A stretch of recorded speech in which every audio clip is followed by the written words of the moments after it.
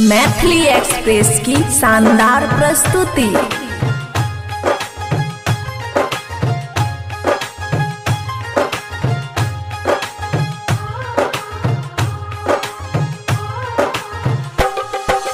DJ Manish Raxaul.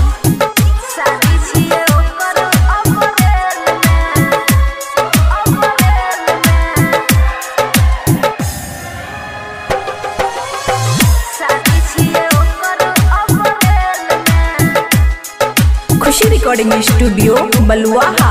जय है छौरा रहे हमर दिल में, जय है छौरा रहे हमर दिल में। शादी छिए ओकर अप्रैल में, अप्रैल में शादी छिए ओकर अप्रैल में, शादी छिए ओकर अप्रैल में। जय है छौरा रहे हमर दिल में, जय है छौरा रहे हमर दिल में। बियाह छिए ओकर अप्रैल में, अप्रैल में बियाह छिए ओकर अप्रैल में, शादी छिए ओकर अप्रैल में।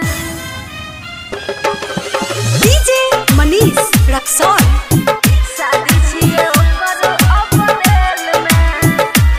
मिक्स बाय अमन अक्के।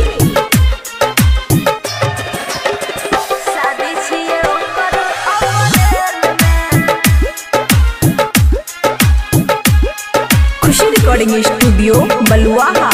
झूठो के नहीं लगल कगे, प्यार करेला सिखेल कगे।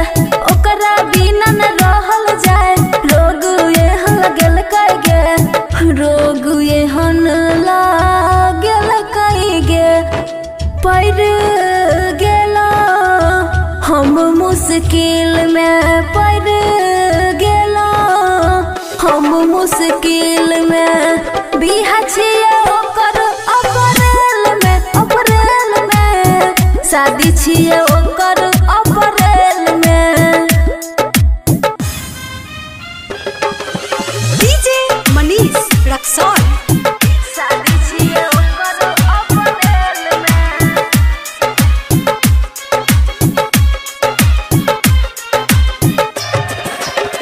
शादी छिए ओकर अप्रैल में। खुशी रिकॉर्डिंग स्टूडियो बलुआहा। ओकर पर हंस गे, कर दिल कहनी रहस गे। बबुआ राहुल हमरा बहुते रह विश्वास गे, बहुते रह विश्वास गे। कहियो नहीं अइले हमरा उ फील में, कहियो नहीं अइले हमरा उ फील में।